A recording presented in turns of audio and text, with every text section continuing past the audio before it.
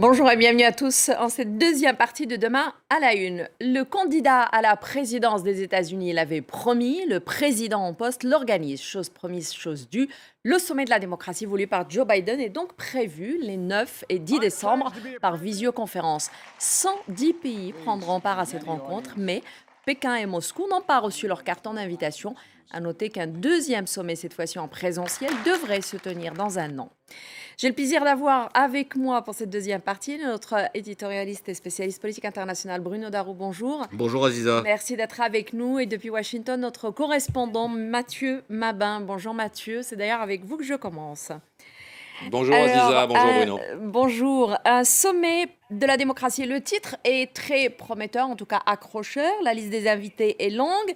Que peut-on dire sur le choix des 110 invités qui sont aujourd'hui affichés par la Maison-Blanche ? Alors d'abord, il faut rappeler effectivement qu'il s'agissait d'une promesse de campagne de Joe Biden à un moment où le candidat démocrate dénonçait la perte d'influence des États-Unis sur la scène internationale, une perte d'influence qu'il reliait au personnage de Donald Trump évidemment et à la somme impressionnante, souvenez-vous, de déclarations décrédibilisantes pour les États-Unis sur la scène internationale. Joe Biden partage avec ses prédécesseurs, Trump exclu évidemment, l'idée que le rôle de l'Amérique est bien de guider le monde, ce sont ses mots, et donc dans un contexte de campagne, promettre une réunion de ce type faisait sens, au moins en termes de communication. Mais évidemment, plus d'un an plus tard, et alors que Joe Biden a rendu au président américain sa place sur la scène internationale, notamment lors de grands événements comme le G7, le G20, les réunions sur le climat, et effectivement cette réunion des démocraties qui, vous l'avez dit, va rassembler 110 pays, cette réunion apparaît pour les observateurs ici à Washington un peu comme un machin de plus, vous me pardonnerez l'expression, elle appartient au général de Gaulle, comme vous le savez. On voit effectivement mal comment 110 nations pourraient interagir sans que ce rassemblement en visioconférence ne soit qu'un empilement interminable et successif de déclarations unilatérales. Ensuite, vient la question des invités. La définition de la démocratie n'est évidemment pas la même à Washington ou à Islamabad, par exemple. On peut donc être allié des talibans et siéger parmi les démocrates, mais à l'inverse, on peut être un pays membre de l'OTAN, comme la Turquie, mais ne pas être considéré comme une démocratie, puisqu'Ankara n'a pas reçu son carton d'invitation. Et un dernier exemple, bien gênant, on peut être membre de l'Union européenne et être rangé par Washington dans la même catégorie que Cuba ou la Chine. C'est le cas de la Hongrie, qui, elle non plus, n'a pas reçu son Bristol. Alors, il y en a deux autres qui n'ont pas reçu leur carton d'invitation, c'est la Chine et la Russie. Aujourd'hui, les deux pays, bien évidemment, dénoncent cette exclusion, Bruno.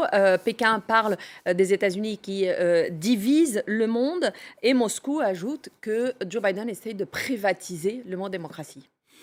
Oui, alors clairement, ce sont les deux pays en fait qui sont finalement visés, même si ce n'est jamais dit officiellement par cette opération du président Biden, parce que son idée, c'est de réparer effectivement la démocratie, de l'idéal démocratique qui a été abîmé à l'intérieur des États-Unis, estime-t-il, avec la présidence de Donald Trump et notamment l'épisode électoral suivi de l'épisode du Capitole, et puis à l'extérieur aussi. Seulement, Mathieu le disait un peu, il y a les bons et les mauvais invités. C'est-à-dire qu'en fait, non seulement il faut être démocrate, mais surtout il faut être sur la même ligne que Washington. Si on n'est pas sur la même ligne que Washington, tout d'un coup, on est moins démocrate. Ouais. Concernant la Chine et la Russie, c'est donc l'objectif, c'est de montrer que Joe Biden, les États-Unis vont réussir à réunir autour d'eux tous ceux qui sont considérés comme des démocraties, c'est-à-dire donc 110 pays sur 200 au total, mais certainement pas la Chine et la Russie, qui incarnent pour Joe Biden l'incarnation du mal avec des régimes autocratiques. C'est la grande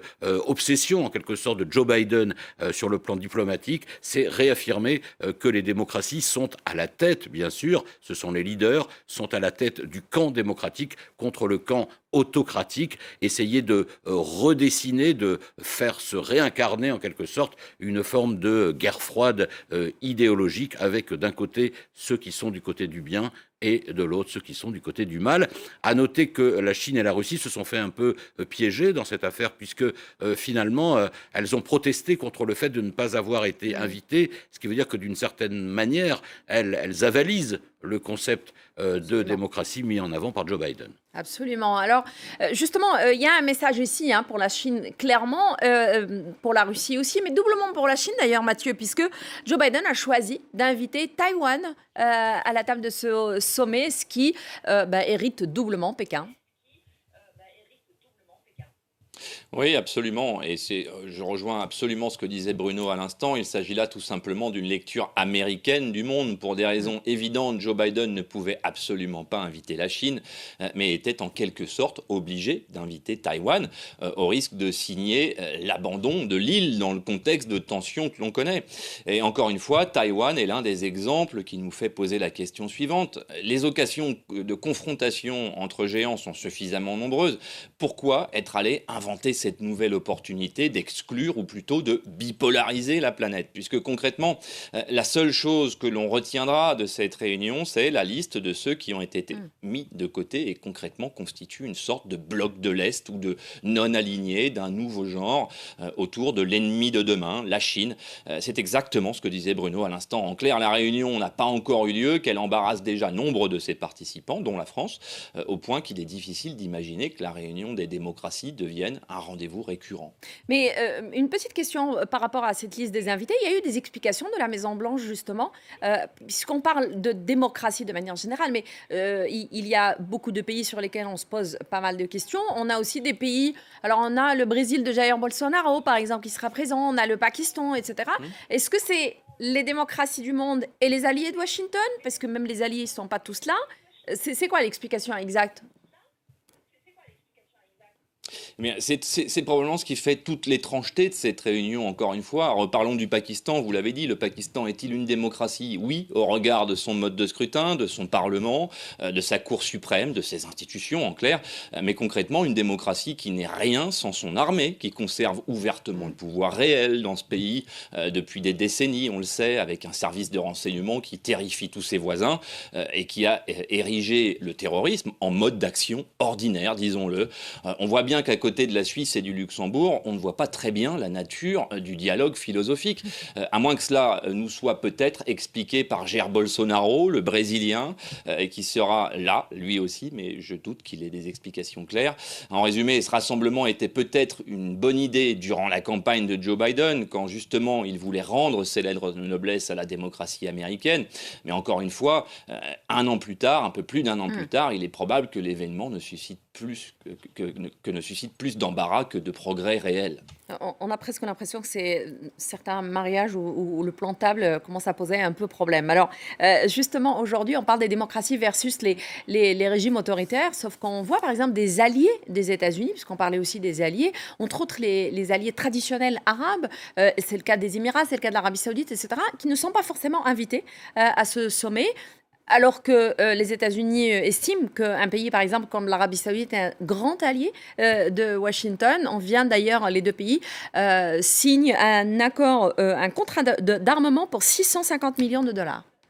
Oui, c'est toujours un peu la même chose. En fait, il peut y avoir des alliés stratégiques, mais qui ne sont pas forcément des alliés démocratiques. Alors, si on est optimiste, on peut estimer qu'en n'invitant pas ces alliés arabes traditionnels, Washington C'est un message. en creux, voilà, la pression sur eux pour qu'ils fassent des efforts pour aller vers davantage de démocratie. Bon, c'est peut-être le cas. En étant plus pessimiste ou plus réaliste ou plus lucide, je ne sais, on peut estimer que Washington s'est dit que là, franchement, inviter un pays comme l'Arabie Saoudite à un forum sur la démocratie, ça ferait quand même mauvais genre, mais ça n'empêche pas, avec une forme de réel politique que les États-Unis ne sont pas seuls à pratiquer dans la région, confère la visite actuellement d'Emmanuel Macron justement aux Émirats Arabes Unis et puis demain précisément en Arabie Saoudite.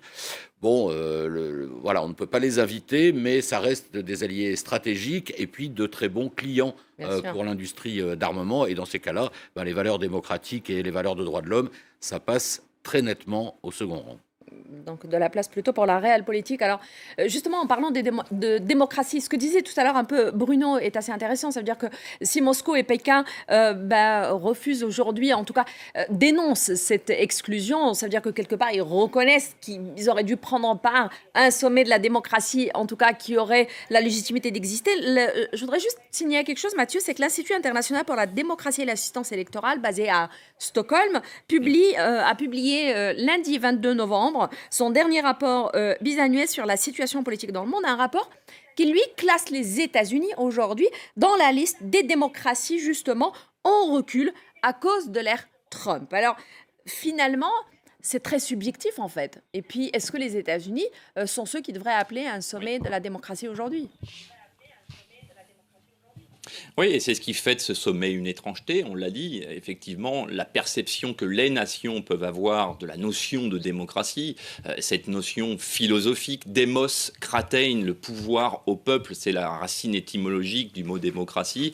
Évidemment que ces perceptions varient au gré des continents et au gré des histoires. Et effectivement, le paradoxe de ce sommet, c'est que l'Amérique en est une très belle démonstration. Il y a un peu moins d'un an, il faut s'en souvenir, le peuple américain, une représentation du peuple américain, un fragment du peuple américain marchait sur le Capitole des États-Unis, sur le temple de la démocratie, justement pour reprendre les mots de Joe Biden, avec l'intention de s'opposer physiquement à un processus démocratique en cours, c'est-à-dire la validation de la victoire de Joe Biden à l'élection présidentielle. Eh bien, encore une fois, c'est un paradoxe. Bruno l'a dit tout à l'heure.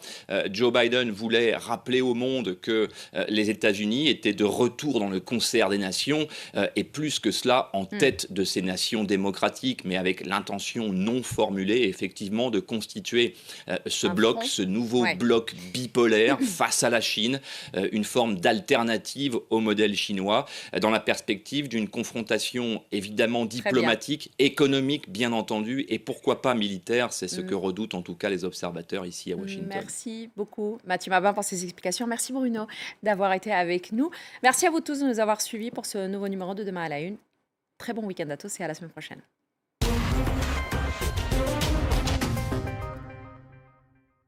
Vous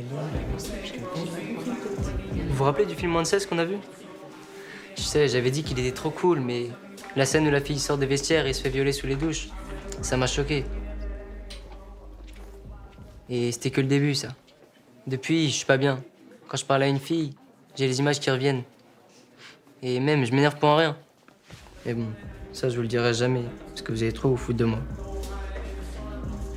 Nos conseils pour les protéger sur csa.fr.